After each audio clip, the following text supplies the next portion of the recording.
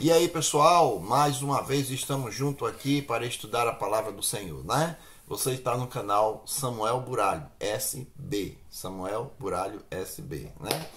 Muito bem, e agora dando continuidade à nossa leitura. Lembre que a gente agora estamos no capítulo 7. Vamos entrar no capítulo 7, onde nós fechamos o sexto selo, que é um prelúdio, eles falando já do futuro da volta de Jesus. Não que Jesus volte no sexto selo, ele volta no sétimo, mas porém, no sexto selo, ele faz ele recebe uma visão lá do futuro. E lá no sexto selo, o último verso, o versículo 17, foi feita uma pergunta, né? E ele diz assim: porque chegou o grande dia da ira deles? E aí vem a pergunta: e quem é que pode suportar? Quem é que pode suportar o dia da vinda de Jesus? Queridos irmãos, aqui está o dilema.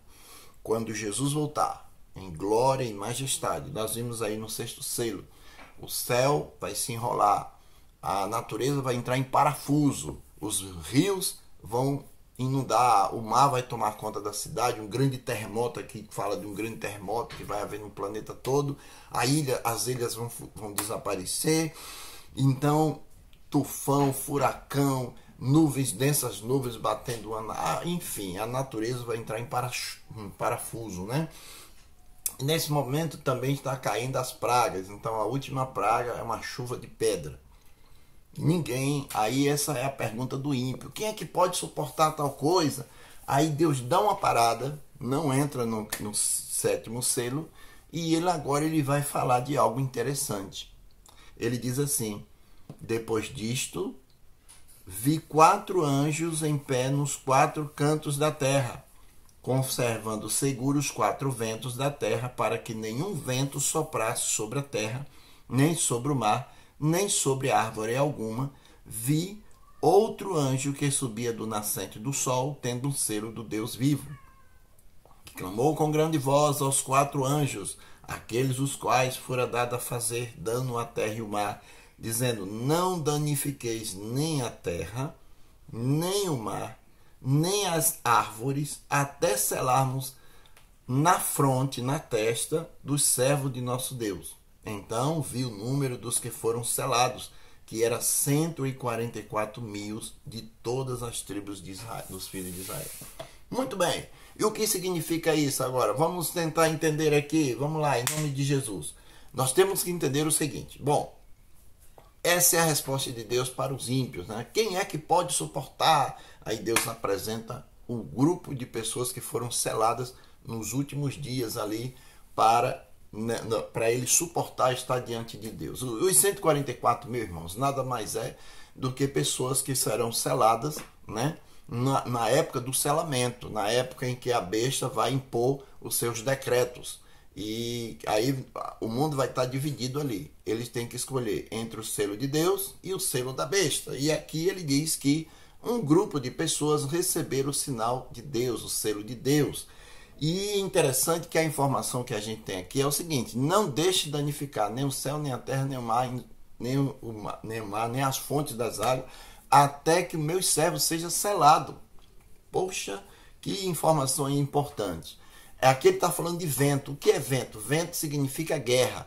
Então, olha só, ele está dizendo que nada pode acontecer na terra para que os servos de Deus sejam atingidos. Enquanto os servos do Senhor estiver aqui no nosso planeta e ainda não tiver recebido o selo de Deus, os ventos estão seguros e nenhum deles irão desaparecer, né? Eles não irão sofrer nada. Por quê? Porque Deus deu ordem para proteger esse povo que estaria vivendo o tempo do fim, o tempo da peleja, a tribulação. Muito bem. Agora olha só que interessante. O interessante é que esse anjo tem um selo para colocar na testa dos servos de Deus, né? Você já parou para pensar que sinal é esse? Tem gente por aí, irmãos, que diz que o sinal, o selo de Deus é o do Espírito Santo. Não é. É só ler o verso que você vai ver que não é. Veja só, quando é que eu recebo o selo do Espírito Santo? Quando alguém vem falar de Jesus para mim. E aí eu acredito E quando eu creio na mensagem, o apóstolo Paulo diz que quando você crê, você já recebe o selo da salvação. Então, nesse momento, eu não era servo. Nesse momento, eu era quem? Qualquer um aí. Nem povo eu era, como diz o apóstolo Pedro. Mas aí, quando eu aceito a mensagem de Cristo, a mensagem de salvação, eu já passei a ser servo. Por quê? Porque eu aceitei a mensagem vinda do Espírito Santo. Quem tem ouvido, ouça o que o Espírito diz à igreja, né? Então, eu ouvi e eu aceitei e agora eu fui selado. Então, eu não era servo e passei a ser. Mas aqui não está dizendo de pessoas que não eram servo. Aqui está dizendo de pessoas que já foram selados com o Espírito Santo. Por quê? Porque aqui diz assim, olha bem, dizendo, não danifiqueis nem a terra, nem o mar, nem as árvores, até selarmos na fronte os servos de nosso Deus. Então esse povo aqui já era servo, só não tinha o selo de Deus. E qual é esse selo? Aí é onde está a necessidade de estudar um pouquinho mais. Do Espírito Santo não é, porque o Espírito Santo aqui já está deixando bem claro que eles já tinham sido selados, pois já era servo. O sinal que estava faltando é o selo de Deus. E vamos estudar um pouco aqui o que é esse selo de Deus, né? Bom, primeiro, lembrem-se que a Bíblia diz, que a gente viu aqui, que todo o Apocalipse foi montado através de mensagens dos profetas lá de trás. Então, todo o Apocalipse você vai encontrar em 27 livros do Velho Testamento. Então, as respostas estão lá no Velho Testamento. Então, nós vamos aqui agora no livro da Torá, chamado Deuteronômio.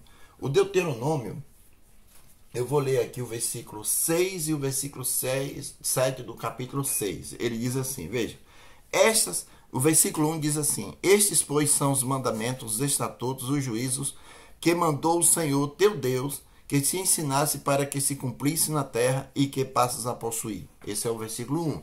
Então ele apresenta os mandamentos. Aí ele continua assim, versículo 6. Estas palavras que hoje te ordeno estarão no teu coração. Tu as inculcarás a teus filhos e dela falarás assentado em tua casa, andando pelo caminho, ao deitar-te e ao levantar-te. Também as estarás como um sinal na tua mão e te será por frontal entre os teus olhos. Então, primeiro aqui a gente já começou a entender aqui que Deus deu a sua lei, os seus mandamentos, para que servisse de sinal, estaria na testa. E para estar na testa é necessário que inculque, estude, entre na sua mente. Esse é o primeiro ponto, primeira pista. E quando a gente vai para o livro do profeta Isaías, no livro do profeta Isaías, a gente tem uma outra mensagem. Isaías capítulo 8, o versículo 16, ele diz assim, veja, resguarda o testemunho aos profetas, sela a lei no coração dos meus discípulos, resguarda o testemunho e sela a lei no coração dos meus discípulos. Coração é símbolo de amor, lembra? Ó, amor, no coração ele não vê nada, não entende nada, não sente nada, é apenas um órgão. Esse coração aqui é símbolo da mente, porque representa, o coração é a mente do corpo, uma coisa assim. Então, o símbolo de amor. Sela a lei no coração dos meus discípulos. Tu és discípulo de Cristo, meu amigo? Isso aqui é uma profecia messiânica, viu? Tu és discípulo de Cristo? Então, se tu és discípulo de Cristo, a lei tem que estar no teu coração. Se não tem alguma coisa errada. Então, tu é aquele que precisa ser selado. Muito bem. Aí agora, nós vamos entender aqui. Ele diz que a lei tem que estar gravada no coração. Quando eu vou lá para os Salmos, no livro de Salmos, né? No livro de Salmos, no capítulo... Salmos, no capítulo, deixa eu ver... 119... Salmos no capítulo 119, o versículo 103, 119, versículo 103. Olha o que ele diz assim: estou de contínuo em perigo de vida, também, todavia, não me esqueço da tua lei. Ele estava em perigo de vida, mas nunca esquecia da lei de Deus. Por quê? Porque já estava gravado na mente dele. Então, observe que lá ele diz assim, sela a lei sela a lei no coração dos meus discípulos, inculca a minha lei na mente das crianças. E aí, lá no Apocalipse, ele diz que é o selo de Deus que seria colocado na testa, né? E ele sela a lei, inculca, e serviria como sinal. E na continuação, no livro de Romanos, o apóstolo Paulo, ele apresenta de que essa lei já estava gravada na mente dele, né? Olha o que ele diz aqui. Isso é Bíblia, né? A gente não pode ir em informações fora da Bíblia. A informação, vem uma informação fora da Bíblia? Pode vir, mas contando que ela encaixe com a Bíblia. Se for contra, danou-se, aí não dá.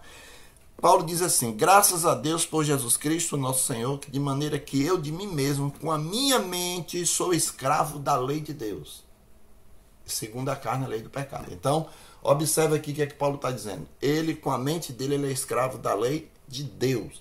Então, dentro dessa questão aqui, o livro de Hebreus, vamos para o livro de Hebreus. O que é que o Espírito, qual é o trabalho do Espírito Santo aqui?